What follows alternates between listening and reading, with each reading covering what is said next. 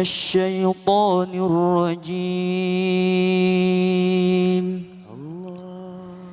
بسم الله الرحمن الرحيم.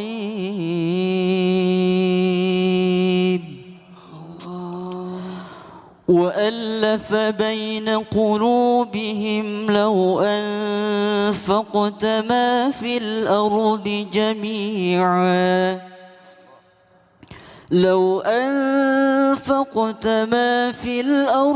جميعا ما ألفت بين قلوبهم ولكن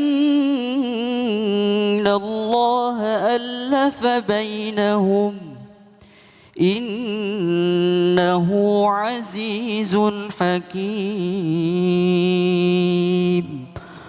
صدق الله العظيم. Aku berlindung kepada Allah dari godaan syaitan yang terkutuk dengan menyebut asma Allah yang maha pengasih lagi maha penyayang. Dia Allah mempersatukan hati mereka orang beriman. Seandainya engkau Nabi Muhammad mengimpakkan semua kekayaan yang berada di bumi, niscaya engkau tidak dapat mempersatukan hati mereka. Tetapi Allah telah mempersatukan hati mereka. Sesungguhnya Dia maha perkasa lagi maha bijaksana. Maha benar Allah dengan segala firman-Nya lagi maha agung. Ustaz, saya izin bertanya Ustaz. Ya. Apa pertanyaannya nih? Ya, silakan. Ada yang bilang juga kata jodoh itu ibarat kembaran atau luka kita, Ustaz. Maksudnya kita dipertemukan dengan orang yang punya luka masa lalu yang sama. Waduh, saya banget ini. Supaya bisa saling menyembuhkan. Apakah dalam Islam jodoh memang bisa menjadi obat, Ustaz? Iya. Cukup sekian. Tepuk tangan dulu dong. Oke. Jamaah. Yeay. Oh jamaah. Yeay. Alhamdulillah. Ketahuilah Allah mempersatukan dua sisi yang berbeda untuk saling menutupi. Sekali lagi, untuk saling menutupi. Ketahuilah ketika orang berjodoh, maka dia ada perasaan aku cocok dengannya. Aku kayaknya bisa sejalan dengannya. Maka kenapa luka yang sama? Karena berada dalam circle apa? Circle. Pakai kola-kola circle. Circle yang sama. Circle. Ya, jadi circle yang sama. Ingat, burung itu terbang bersama koloninya. Kenapa? Untuk saling menyembuhkan, untuk saling menguatkan. Makanya orang yang sejodoh pasti tahu memahami. Baik, terima kasih guru. Jadi kita harus menjaga circle kita ya Ustadz ya. Circle. Baik, Masya Allah. Biar makin semangat boleh tepuk tangannya dulu Ibu. Biar gak ngantuk jamaah yang di rumah juga. Kita lanjutkan lagi, tapi saya akan kasih kesempatan nih buat jamaah untuk bertanya sama guru-guru kita. Kita masuk dulu ke dalam segmen Tanya Dong Ustadz. Kami semua tanya dong Ustadz.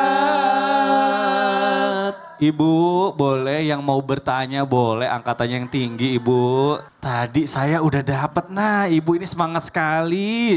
Bismillahirrahmanirrahim. Assalamualaikum warahmatullahi taala wabarakatuh. Waalaikumsalam warahmatullahi. Nama saya Karyati Ibu dari Majelis Taklim Nurul Hidayah dari Banten. Dari Banten. Tangerang. Baik, Ibu mau bertanya sama siapa ini?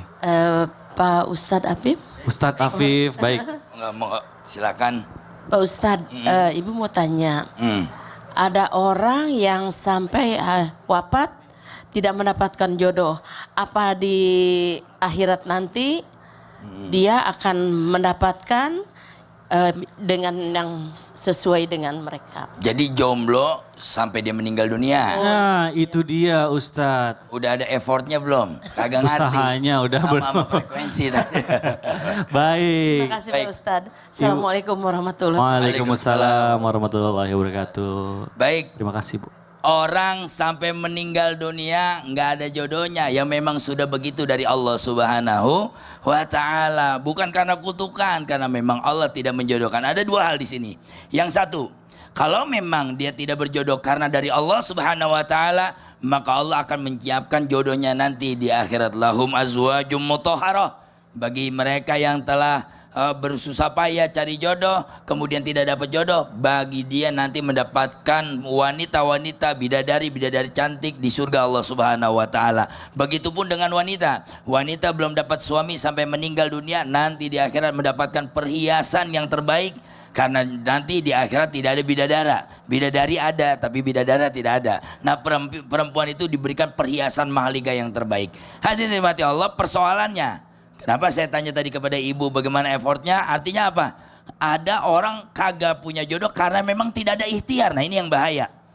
Kata Nabi Muhammad SAW, "Wa man ragiba an sunnati falaysa minni." Siapa orang gak suka sunnah saya, dalam hal ini nikah, dia menghindari nikah karena dia takut barangkali punya istri yang bawel, takut barangkali dunianya, tongkrongannya, circle-nya tadi jadi terganggu karena istri, maka orang seperti ini jauh dari rahmat Allah, bukan umat Nabi Muhammad SAW. Nah, itu baik, terima kasih. Mudah-mudahan terjawab ya Ibu ya.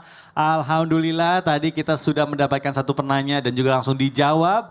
Sekarang ini ada yang mau curhat, tapi ini dari bintang tamu kita di pagi hari ini nih. Ustadz Dhani, coba boleh berdiri dong. Ustadz, bismillah saya mau curhat. Boleh? Boleh dong. Jadi kan alhamdulillah saya sudah menikah dan alhamdulillah sudah dikaruniai anak soleh ya. Alhamdulillah. Saya izin bertanya. Pertama, saya kan anak pertama dan masih mempunyai adik, yang satu udah nikah, yang satu belum, sedang kuliah. Nah, bagaimana sih tanggung jawab saya sebagai seorang kakak dan posisi saya seorang suami juga. Nah, bagaimana, apakah kita ketika ada adik misalkan membutuhkan bantuan kita untuk biaya kuliahnya atau mungkin untuk jajan atau yang lainnya. Yang pertama soal izin, apakah kita ketika mau memberikan sesuatu harus izin dulu ke istri? Nah, kepada adik ya, memberi sesuatu kepada adik harus izin istri atau bagaimana? Yang kedua, apakah memang adik itu masih tanggung jawab saya atau tanggung jawab orang tua? Itu dua pertanyaan itu. Baik. Itu sih Ustadz. Mohon Baik. dijawab. Boleh mungkin Ustadz Syam dulu? Oh, Ustadz Maulana dulu, silakan Ustadz. Baik, bismillahirrahmanirrahim. Maka saya jawab pertanyaan kedua tadi, apakah dia tanggung jawab kakaknya atau tanggung jawab orang tuanya? Maka jawabannya tergantung siapa yang mampu. Karena orang tua, kalau misalnya anak sudah kuliah, biasanya otomatis orang tuanya sudah sepuh. Atau anak pertamanya sudah menikah, adiknya belum menikah, biasanya orang tuanya mungkin dalam keadaan sudah tidak mampu mencari nafkah lagi. Berarti sang kakak lah yang bertanggung jawab atas adiknya, tapi sekedar tanggung jawab kuliahnya. Kalau sejajan-jajannya semuanya kan repot juga jadinya, subhanallah. Kemudian apakah harus izin? Sesuatu yang terjadi di belakang backstreet tuh agak kurang nyaman biasanya. Jadi meskipun tidak wajib izin, ya tetap lebih bagus, lebih pantas kalau ngomong dulu sama istri. Laki-laki menanggung 4 wanita. Ibunya sebagai bakti, istrinya sebagai nafkah, saudara perempuannya sebagai tanggung jawab, kemudian anak perempuan. 4 tanggung jawab bagi laki-laki atas 4 wanita ini. Nah, kalau berbicara bagaimana urutannya, tetap ke keluarga dulu. Ku ampusakum wa ahlikum nar. Di keluarga dulu, baru yang keluarga tambahan. Nah, kalau bertanya apakah saya harus izin? Kalau saya jawabannya lebih bagus beritahu. Lebih baik beritahu. Baik, supaya aman. Dan berkah juga buat adiknya. Amin ya Allah. Anda enak kalau makan sembunyi-sembunyi. Baik, Masya Allah. Alhamdulillah kita sudah sampai di akhir pertemuan kita. Demikianlah perjumpaan kita di pagi hari ini. Mudah-mudahan bermanfaat jamaah dan kita bisa mengamalkannya. Ustaz Dhani, Alhamdulillah juga di custom. Terima kasih guru-guru kita, terima kasih jamaah yang ada di studio dan juga yang ada di rumah. Akhir kata saya Mikdad Adausi mohon undur diri. Mohon maaf apabila ada kesalahan. Wabillahi taufik wal hidayah. Wassalamualaikum warahmatullahi wabarakatuh. Waalaikumsalam warahmatullahi wabarakatuh. رمضان تجلى وابتسم طوبى للعبد إذا اغتنم رمضان تجلى